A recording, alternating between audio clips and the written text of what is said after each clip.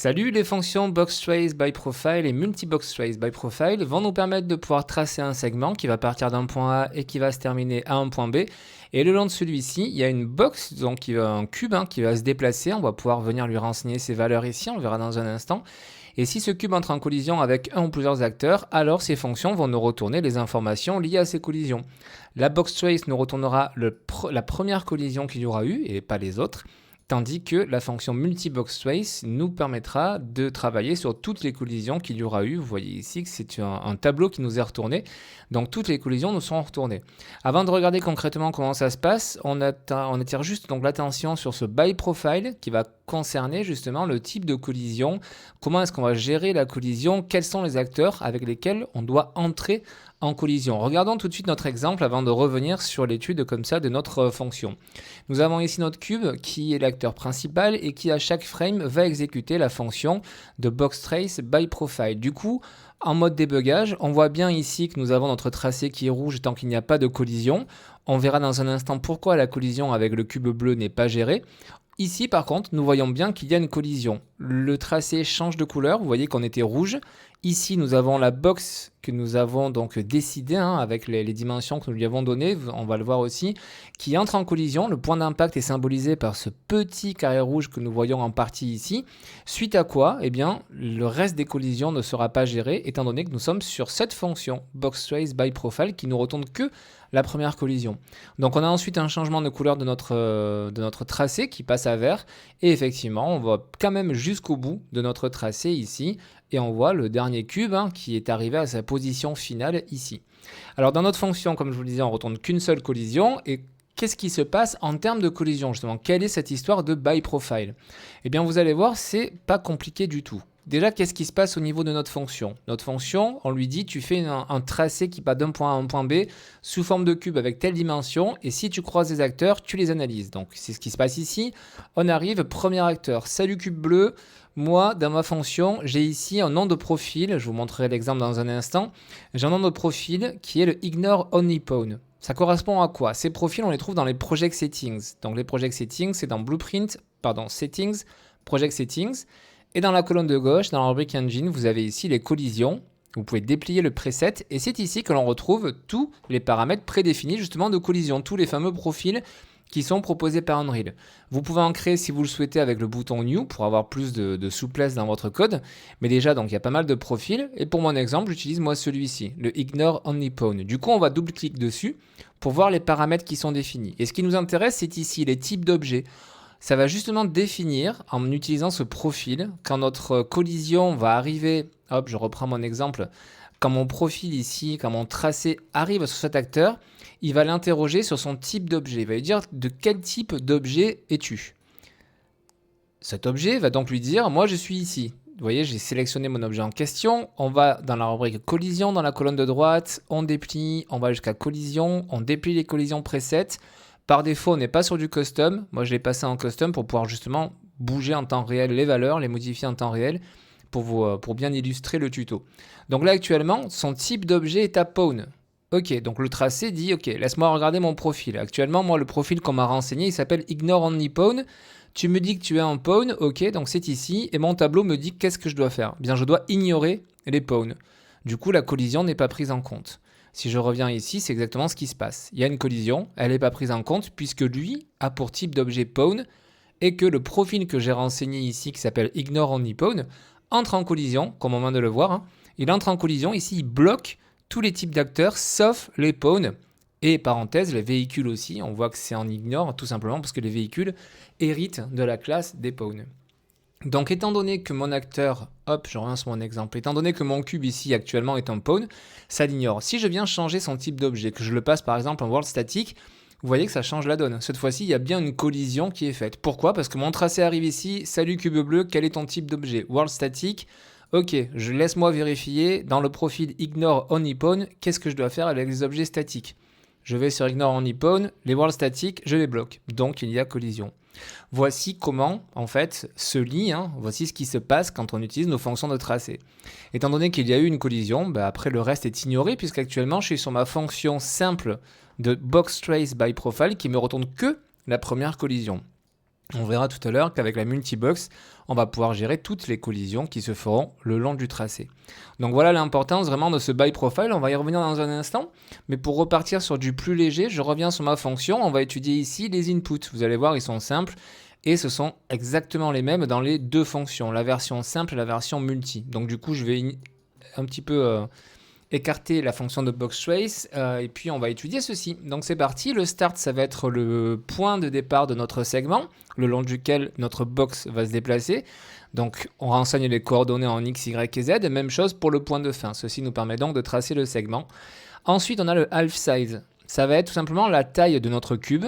C'est bien écrit half tout simplement parce que quand on va tracer le cube, ça va être la taille par rapport au centre du cube jusqu'à la face en question. Donc du coup sur les x, y et z, si vous voulez un cube en fait qui est 50 cm au niveau des arêtes, il vous faut rentrer 25 puisque c'est la moitié de la taille comme son nom l'indique. Donc en x, y et z. Alors bien entendu, si vous mettez des valeurs différentes, vous n'aurez pas un cube, ou en tout cas un cube écrasé, étant donné que vous n'aurez pas exactement les mêmes dimensions. Donc à vous de voir, mais en tout cas, ça va être un objet cubique de base, et vous pouvez renseigner les mêmes valeurs en x, y et z si vous le souhaitez.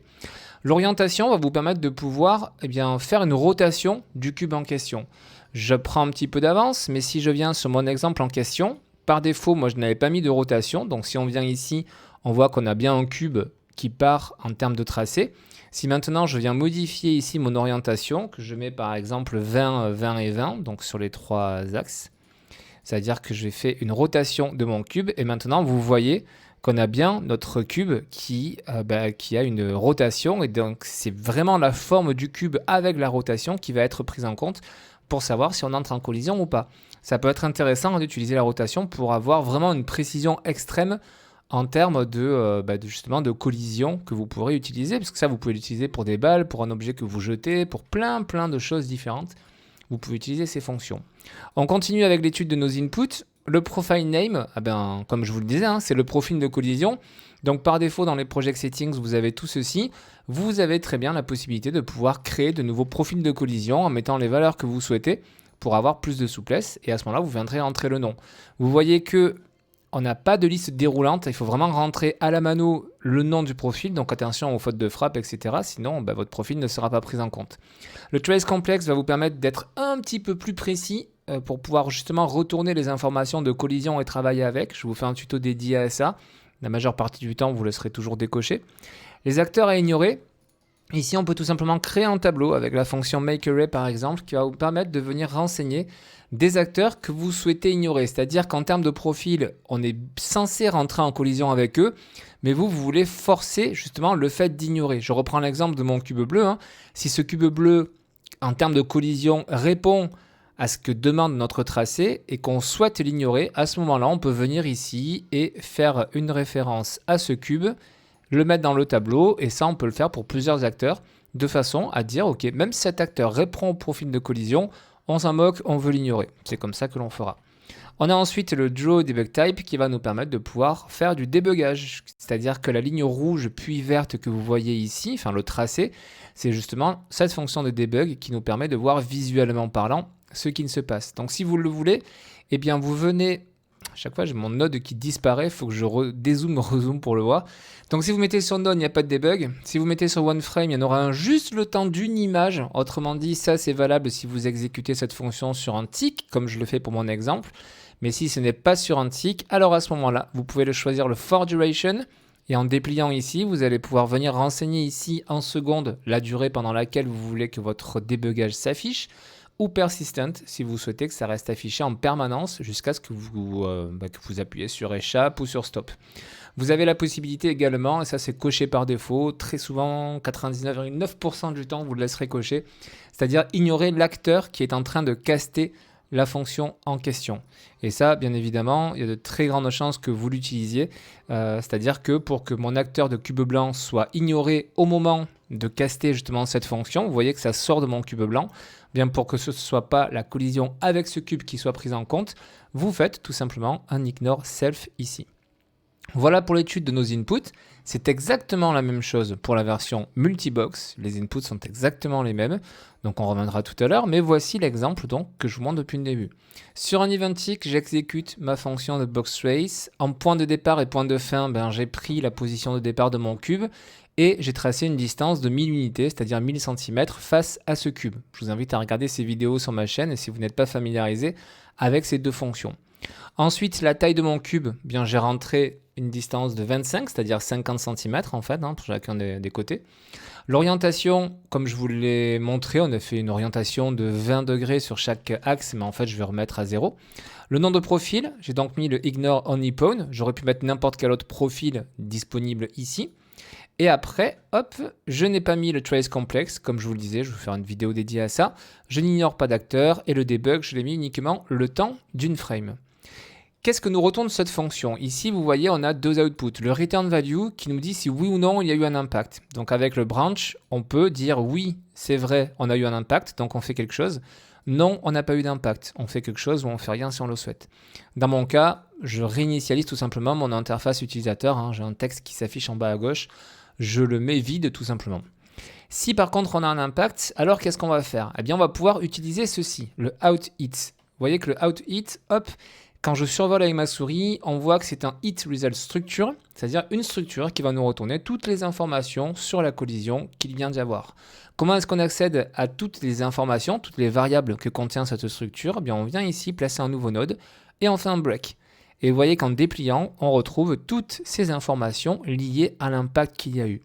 Je vous fais une vidéo dédiée à ceci, mais en gros, on retourne toutes les informations liées sur la collision, c'est-à-dire le lieu où la collision a eu lieu, les informations sur l'anormal, c'est-à-dire l'orientation de la face dans laquelle on a eu l'impact, etc.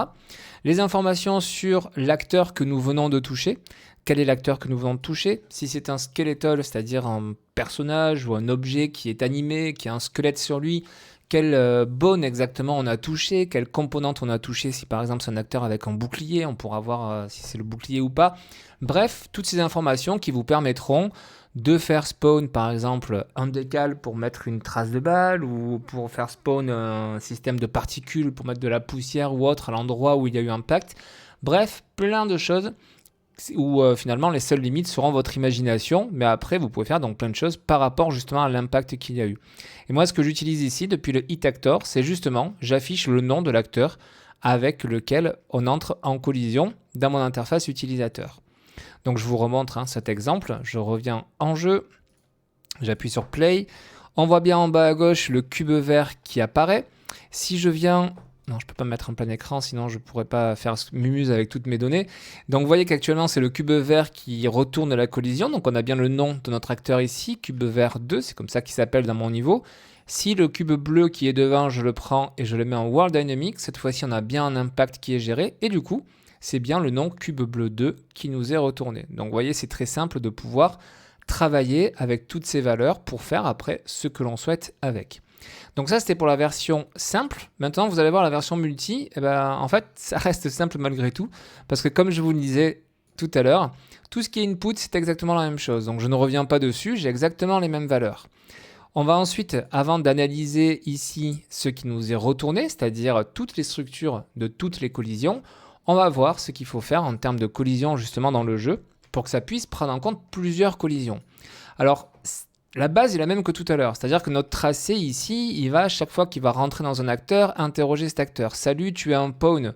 Le profil que j'ai me dit de ne pas prendre en compte ta collision. Par contre, si tu es par exemple un World Dynamic, à ce moment-là, on a bien un impact. Donc, vous voyez, l'impact est créé. Par contre, on voit que les autres acteurs derrière, les collisions ne sont pas prises en compte, alors que pourtant, lui, c'est un World Static. C'est pas un pawn, donc du coup la collision doit bien être prise en compte. Même chose pour le dernier cube, c'est un world static, donc il doit y avoir collision. Pourquoi ça ne le prend pas en compte? Tout simplement parce que quand vous allez utiliser une fonction multi-trace, il va falloir faire attention justement, quand vous sélectionnez l'acteur en question, à ce paramètre-là, l'object responses. C'est-à-dire que lui aussi, l'acteur qui entre en collision avec le tracé a son mot à dire sur la collision. Et il va pour ça interroger lui aussi le tracé. Il va dire au tracé exactement la même question que ce que lui pose le tracé. Le tracé lui dit de quel type d'objet es-tu? Donc vous voyez, mon cube bleu actuellement c'est un World Dynamic. Et le cube bleu va dire ok, mais toi, mon cher tracé, tu es de quel type? Et comment est-ce qu'on connaît le type d'un tracé? Bien, on va dans le Project Settings, on double-clique sur le profil en question sur lequel on travaille. Et ici, on a le type d'objet du tracé, tout simplement, enfin du profil de collision réellement. Et on voit que c'est un World Dynamic. Du coup, quand je reviens dans mon jeu, le cube bleu, le World Dynamic ici actuellement, il dit ok, toi mon cher tracé, tu es un World Dynamic, je te bloque. Donc il y a bien collision, mais comme son nom l'indique, je te bloque, vous voyez, donc ça ne va pas plus loin. Si on le met en overlap, alors à ce moment-là, il prend en compte la collision. Vous voyez le cube vert cette fois-ci qui apparaît, qui nous indique qu'il y a collision, mais que pour l'autant, il laisse passer le tracé pour voir s'il y a d'autres collisions supplémentaires derrière. Si par contre j'ignore le World Dynamic, vous voyez que le tracé, il le laisse tout simplement passer. Parce que le tracé dit « Hey, cube bleu, toi, tu es un World Dynamic, mon profil me dit qu'on doit rentrer en collision », mais le cube bleu lui dit « Je suis désolé, toi, tu es un World Dynamic, et moi, les World Dynamic, je les ignore. » Vous voyez, c'est vraiment un double sens. Donc là, je vais le remettre en overlap. Donc il prend la première collision, il va au cube suivant. Et même chose. T'es de quel type? Je suis World Static, ok, il y a collision. Et lui, il demande au tracé quel type tu es. Je suis en World Dynamic, ok, je te bloque. Donc tu n'iras pas plus loin. Le tracé va jusqu'au bout, mais il ne gère pas du tout les autres collisions. Si par contre il a un overlap, alors à ce moment-là, il prend en compte la collision et il va voir derrière encore ce qui se passe en essayant de gérer les collisions. Et s'il ignore, ça passe au travers et ça va voir derrière ce qui se passe et ça prend la collision derrière. Donc vous voyez comment est-ce qu'on peut gérer justement, comment est-ce qu'on peut jouer avec les collisions pour retourner donc une ou plusieurs collisions en fonction de ce que l'on souhaite faire. Vous voyez qu'ici en bas à gauche, on a une information qui nous est retournée. Là actuellement on a deux qui s'affichent tout simplement parce qu'on a une collision ici et une collision là. Si mon cube vert, je dis qu'on entre en collision aussi avec un overlap, c'est passé à 3. Tout simplement parce que dans le cadre de ma fonction de multi-box-trace-by-profile, on a ici donc les mêmes outputs. Est-ce que ça nous retourne une collision ou pas? En l'occurrence, pour mon exemple, je n'utilise pas cette information. Je retourne directement ici grâce à cette valeur qui me retourne. Vous voyez, le hit, il est au pluriel, c'est-à-dire toutes les collisions. C'est un tableau symbolisé par les petits carrés. J'utilise ma fonction length qui va permettre de retourner la longueur, c'est-à-dire le nombre de collisions en fait, que l'on a eu tout simplement. Vous sélectionnez ce node, il va vous retourner 0 s'il y a 0 collision, 1 s'il y a 1 collision, 3 s'il y a 3 collisions, etc. Et du coup, c'est ce que j'affiche dans mon interface utilisateur. Alors bien entendu, il y a d'autres possibilités pour utiliser cette information, parce que savoir le nombre de collisions qu'il y a, bon, c'est bien pour mon exemple, mais après on n'en fera pas grand-chose.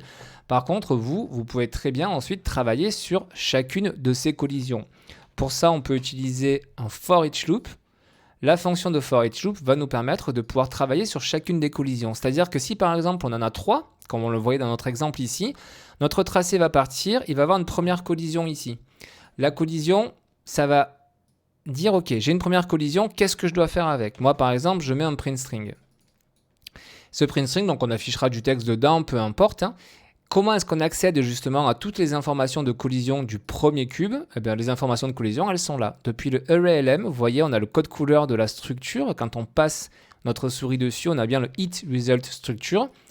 On va passer un break, comme on a fait tout à l'heure. On peut déplier ce node-là. Et on retrouve exactement comme on l'a vu précédemment sur la fonction simple, toutes les informations liées à la collision. Et donc là, vous allez faire ce que vous souhaitez avec la première collision qui a eu lieu. Donc par exemple, on peut très bien retourner le nom de l'acteur à nouveau que l'on a croisé. Ce script, il va faire quoi? Le for each loop, tout ce qui va se retrouver derrière le loop body va être exécuté pour chacune des collisions. Donc là, avec ce bout de script, ça me retournerait en print string d'abord le nom de la première collision. Dès que ceci est fait, automatiquement, ça revient sur le for each loop et ça passe à la collision suivante. Ça analyse la collision suivante avec le hit result, ça récupère le nom de l'acteur, ça l'affiche dans le print string et tout de suite après, ça passe à la collision suivante. Ça les prend dans le sens de la lecture, c'est-à-dire je rentre en collision d'abord avec lui, puis lui, puis lui. Donc, dans le bout de script que je vous montre là, ça m'afficherait le nom de cet acteur, puis de cet acteur, puis de cet acteur, tout simplement. Alors après, à vous, une fois de plus, c'est votre imagination et ce que vous voulez faire dans votre jeu qui va faire que vous allez utiliser telle ou telle variable ici pour faire quelque chose dans votre jeu. Je ne peux pas vous lister toutes les possibilités tellement elles seraient nombreuses.